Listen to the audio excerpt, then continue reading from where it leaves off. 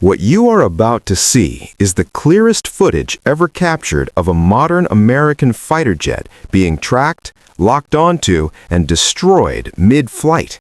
This is not a rumor. This is not propaganda. This is real. And once you understand what this moment actually means for the balance of power in the Middle East, nothing will look the same again. For weeks, the world has been watching a conflict unfold that most people assumed would end quickly. The United States and Israel entered this confrontation with overwhelming confidence. America's air superiority has been the backbone of its military power for decades. No country in the region was supposed to be able to challenge it. That was the assumption. That assumption is now shattered. The footage that has shaken military analysts across the globe shows an American F-18 fighter jet being detected, tracked, and struck with a precision missile. The jet did not survive. It went straight into the sea. What makes this moment so extraordinary is not just the destruction of the aircraft, it is what the destruction represents.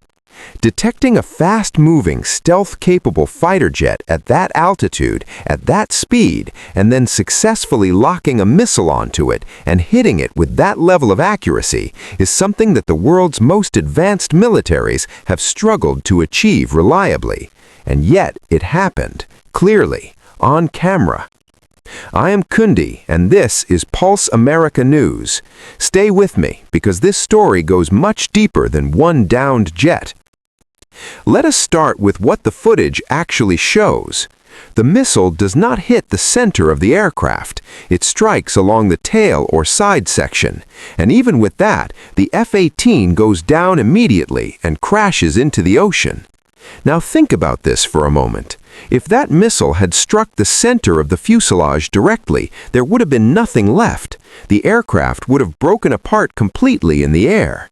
The fact that even a side impact caused total destruction tells you the level of power and precision involved in this strike. The pilot's survival, whatever the circumstances were, is almost a secondary miracle given the violence of that impact. But here is what is truly making global intelligence communities nervous right now. It is not just that this happened once, it is that this has been happening repeatedly. F-18s have gone down, F-16s have gone down, F-15s have gone down. Reports are circulating about F-35s as well. These are not old Soviet-era aircraft being knocked out of the sky. These are the most advanced fighter jets in the American arsenal. Jets that cost tens of millions to hundreds of millions of dollars each. Jets that are supposed to dominate any airspace they enter. And the question that everyone in Washington, Tel Aviv, and every Gulf capital is now asking behind closed doors is this: how is this possible? Where is this capability coming from? On the international level, from Al Jazeera to the New York Times, analysts and reporters are now openly saying that Iran appears to have reached a technological and strategic level that many major powers have not achieved. There are serious discussions about an undisclosed defense system, a system that operates from an unknown location, a system that nobody had confirmed knowledge of before this conflict began.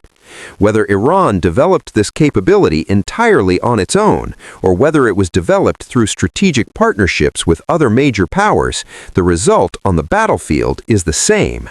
American aircraft are being destroyed, and nobody on the American side is publicly explaining how.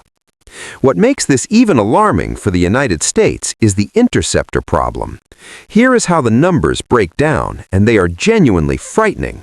America and its partners in this region have been firing expensive, advanced interceptor missiles to knock down Iranian drones and missiles since this conflict began. Each interceptor costs far more than the drones being shot down. Iran understands this perfectly. The strategy is clear, and it is working. Send wave after wave of drones. Some of them will get through and cause real damage. The ones that get intercepted still serve their purpose because each interception drains the American and Israeli stockpiles. You are spending millions to stop something that costs thousands. You cannot sustain that math for long.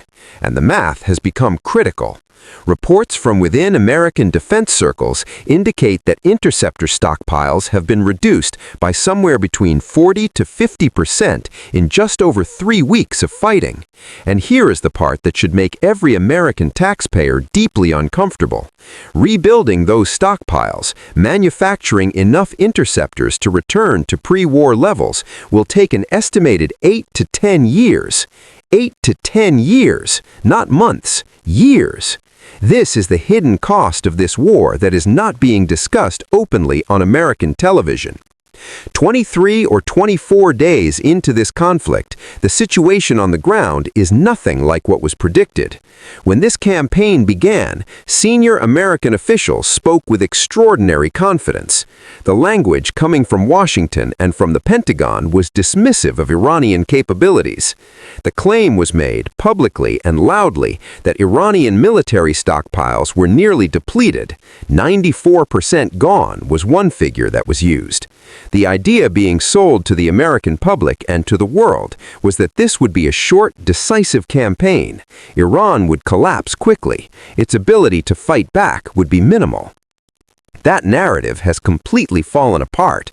On day 25 of the fighting, Iran is not exhausted. Iran is not collapsing. Iran is hitting harder than it was on day 1. And the response from Iranian commanders when asked why they are sending such intense and continuous attacks has been direct and unapologetic. They stated clearly that the recent warnings and threats from the American president were the reason for the escalation. In other words, every threat made against Iran publicly is now being answered not with words, but with missiles and drones. This is a dynamic that the world has genuinely never seen before in this conflict. Think about what it means practically. A country that was described as nearly defeated is now saying that if you threaten us, we will escalate further. Not retreat, not negotiate from a position of weakness. Escalate. And they are backing those words up with action every single time. The situation in central Israel right now reflects this reality. The level of disruption, the scale of the strikes, and the pressure on the civilian and military infrastructure there is something that observers who have followed this region for decades say they have never witnessed at this intensity. Iran has also struck facilities connected to Israel's nuclear-related industries. The Dimona area, which houses nuclear infrastructure, has reportedly been targeted. This is an extraordinary escalation. Striking near nuclear facilities is a line that most analysts considered theoretical just months ago. It is no longer theoretical. Meanwhile, the American president has said publicly that significant damage has been done to Iranian infrastructure and that he wants the war to end soon. But look at the timing of that statement. The call for an end to the war comes precisely as Iranian attacks are becoming more dangerous and more accurate, not less. When a side calls for talks and negotiations, the other side reads that as a sign of pressure. History is very clear on this. The Afghan Taliban never asked the United States to come to the negotiating table. They simply kept fighting and waited for the Americans to realize that continued fighting was unsustainable.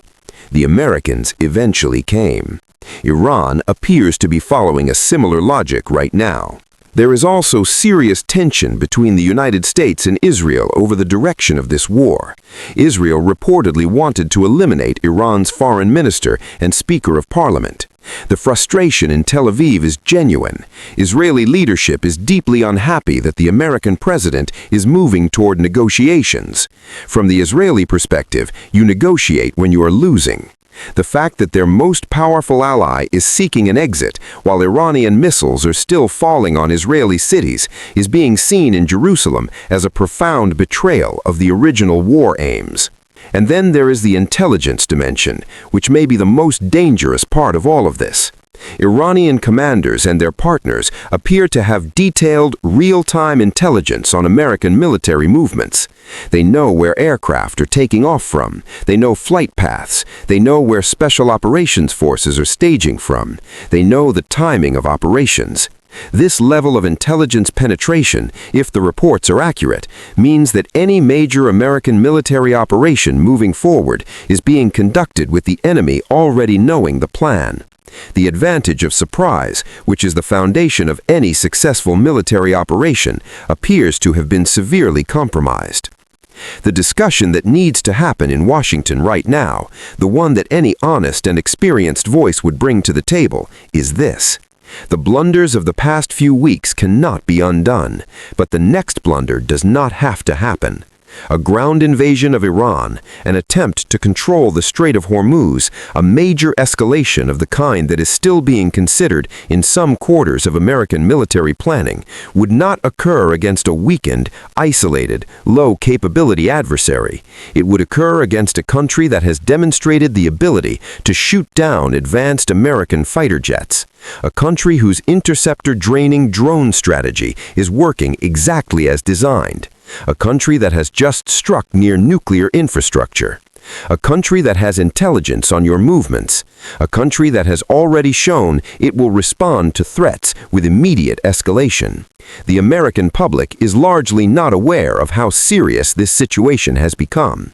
The footage of the F-18 going into the sea is available. The evidence of F-16s and F-35s being destroyed is available. Some of this has been acknowledged by American officials, and yet the serious, direct questioning that this moment demands is not happening in the American media with the consistency it should. The journalists who ask the hardest questions about these realities are not the ones being invited into the briefing rooms. The ones who receive access are the ones whose questions do not threaten the official narrative. That pattern of selective media access is itself a story that deserves attention. What happens in the next 7 days will likely define the direction of this conflict for months to come. If the planned ground operations are postponed, if the attempt to control the Strait of Hormuz is delayed, Iran will interpret that as confirmation that its strategy is succeeding. It will likely use that time to press forward on its own terms and its own conditions. The leverage Iran holds right now is real, and Iran knows it. The world is watching a war that has already broken almost every prediction that was made about it. The side that was supposed to be easily defeated is shooting down the most advanced fighter jets in the world. The side that was supposed to dominate the skies is running out of interceptors. The side that was supposed to dictate terms is now the side asking for talks. This is Pulse America News. I am Kusandi. Stay informed, stay aware, because what is happening right now will shape the world your children grow up in.